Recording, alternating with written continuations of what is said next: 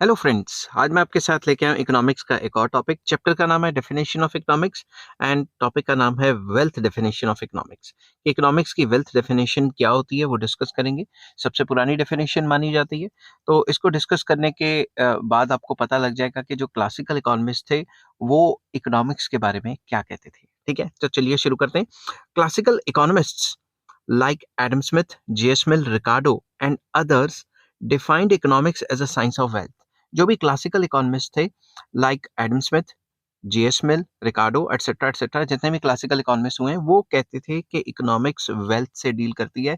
Economics एक ऐसी science है जो सिर्फ वेल्थ से डील करती है। अभी मैं आपको बताऊंगा कि वेल्थ क्या होती थी उनके हिसाब से। Adam Smith, who is generally regarded as a father of economics, defined economics as a science which inquires into the nature and causes of wealth of the nations. जो एडम स्मिथ हैं, जो father of economics कहे जाते हैं, उन्होंने definition दी थी economics की कि इकोनॉमिक्स एक ऐसी साइंस है जो इंक्वायर करती है कि nature and causes of wealth of the Nations, कि जो भी नेशंस है उनकी जो वेल्थ है वो किस तरीके से क्रिएट होती है, उसके कॉजेज क्या है और उसकी नेचर क्या है। समझिए बात। In his famous book, An Inquiry into the Nature and Causes of Wealth of Nations, he emphasized the production, growth, and distribution of wealth as a subject matter of economics. जो उन्होंने book लिखी थी जिसका नाम था an inquiry into the nature and causes of wealth of the nations, उसमें उन्होंने बताया था कि वेल्थ को कैसे प्रोड्यूस किया जाता है, किस तरीके से ग्रो किया जाता है और किस तरीके से डिस्ट्रीब्यूट किया जाता है इकोनॉमिक्स के अंडर। ठीक है। Besides Adam Smith, other classical economists also regarded economics as a science of wealth.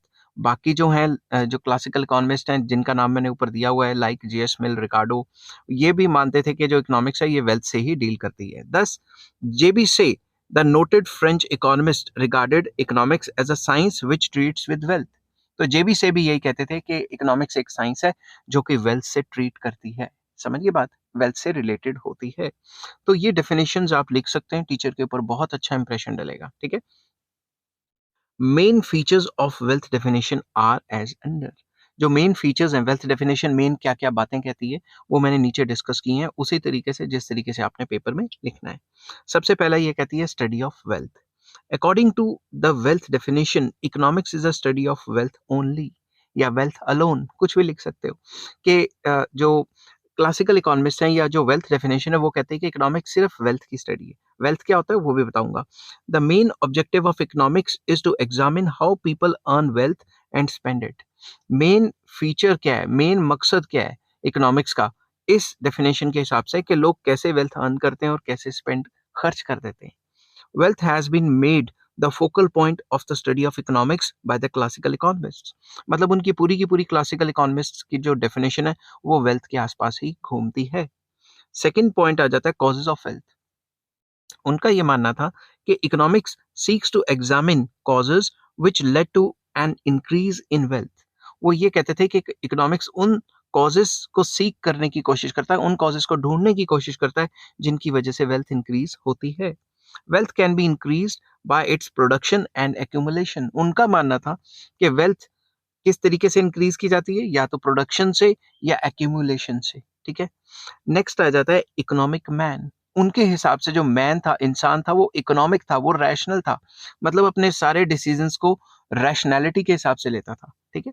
Wealth definition of economics considers an economic man who is aware of his who is aware of, ये मैंने बार बार लिख दिया, who is यहाँ से लिखना था, who is aware of his self interest. तो मतलब वो एक ऐसे इकोनॉमिक मैन की बात करते हैं जो अवेयर है फुली कि उसके कितनी गिवन इनकम है और कितने पैसे कहाँ कहाँ खर्च करने हैं। तो वो ये एज्यूम करके चलते थे कि सारे जो इंसान हैं, इकोनॉमिक्स उन इंसानों की स्टडी करता है जो कि इकोनॉमिक मैन है। ठीक है। The economic man tries to achieve his self-interest by increasing the material gains through acquisition of wealth। और ये इकोनॉमिक मैन जो है वो क्या करता है, वो अपने सेल्फ इंटरेस्ट को अचीव करने के लिए अपनी मटेरियल गेन या वेल्थ को इंक्रीज करता रहता है, ज्यादा से ज्यादा वेल्थ को एक्वायर करता रहता है और एक्यूमुलेट करता रहता है। समझ गए बात। सिंपल वर्ड्स में वो एक ऐसे इकोनॉमिक मैन की बात करते हैं जो कि पैसे खर्च करके मैक्सिमम सेटिस्फेक्शन चाहता है, नंबर वन, और ज्यादा से ज्यादा वेल्थ को एक्यूमुलेट करना चाहता है।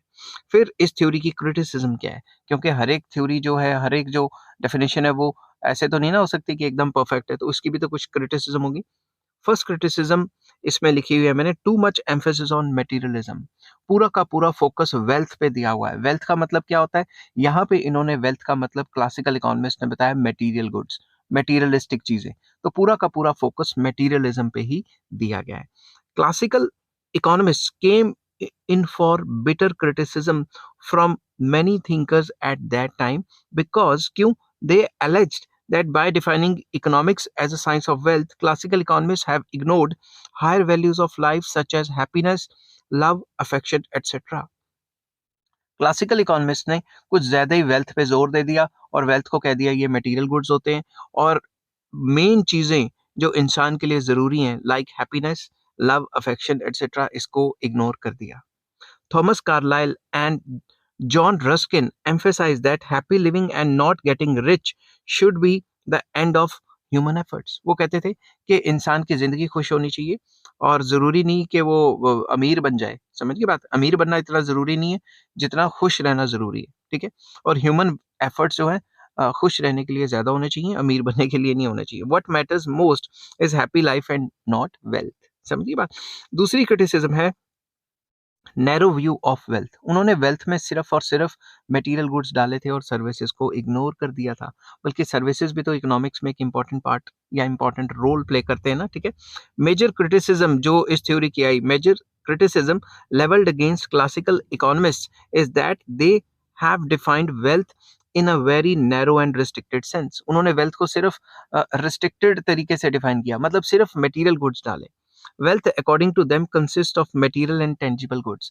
वो कहते थे वेल्थ सिर्फ वही चीजें आती हैं वेल्थ के अंदर जो मटेरियलिस्टिक हैं या टेंजिबल हैं, जिनकी फिजिकल शेप साइज है। दे एक्सक्लूडेड नॉन मटेरियल गुड्स और services like health and education from the definition of wealth. उन्होंने जो नॉन मटेरियलिस्टिक चीजें हैं जैसे हेल्थ, एजुकेशन या सर्विसेज उसको टोटली इग्नोर कर दिया। By taking such a restricted definition of wealth, the classical economists have narrowed down the subject matter of economics to material goods only। उन्होंने जो इकोनॉमिक्स है उसका स्कोप काफी कम कर दिया और सिर्फ मटेरियल गुड्स की तरफ ही उसका स्कोप रखा। बल्कि material goods and non material goods दोनों इकोनॉमिक्स की स्टडी के अंडर आते हैं। थर्ड पॉइंट आ जाता है क्रिटिसिज्म का, secondary place to man.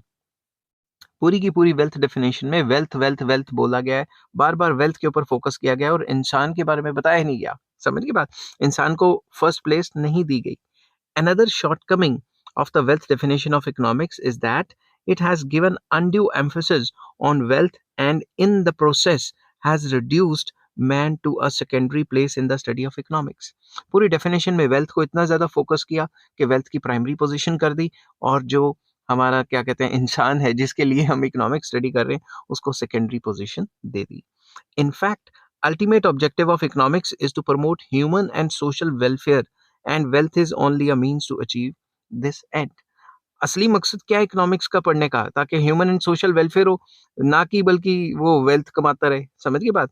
Wealth तो एक जरिया है, वेल्थ तो एक तरीका है जिससे ह्यूमन वेलफेयर को इंक्रीज किया जा सकता है। This problem was taken up by Alfred Marshall, जो नेक्स्ट डेफिनेशन डिस्कस करूंगा जिसका लिंक आपको डिस्क्रिप्शन में मिल जाएगा। एल्फ्रेड मार्शल ने थोड़ा वेलफेयर के ऊपर भी फोकस किया था। नेक्स्ट पॉइंट आ जाता है इसका, it ignores the problem of scarcity. ये जो प्रॉब्लम ऑफ स्कार्सिटी है, स्कार्सिटी क्या होता है? किसी चीज की कमी होना। इस पूरी डेफिनेशन में ये तो बताया नहीं कि जो रिसोर्सेज हैं वो लिमिटेड है, उनकी जो रिसोर्सेज की जो सप्लाई है वो कम है और डिमांड रिसोर्सेज की बहुत ज्यादा है। स्कार्सिटी पे फोकस ही नहीं किया। ठीक है? The wealth definition of economics ignores the basic cause of economics. फिर से पढ़ता हूँ, कोई आ गया था। The wealth definition of economics ignores the basic cause of economic, ignores, फिर से मैंने वही लिख दिया, मैंने फिर से वही लाइन लिख दी, इग्नोर्स द बेसिक, यहां से मैं रब कर रहा हूं। ठीक है? यहां से, ठीक है, यहां से मैं रब कर रहा हूं। जब मैं मैच देखते देखते ये बना रहा होता ना नोट्स, तो ऐसे ही होता है। तो बेसिकली क्या है, the wealth definition of economics ignores the basic cause of economic activity, namely relative scarcity of resources. तो जो रिसोर्सेज हैं वो स्कार्स हैं, उनकी जो सप्लाई है, उनकी जो सप्लाई है it is less than their demand. तो स्कार्सिटी की तो पूरी थ्योरी में कहीं बात ही नहीं की।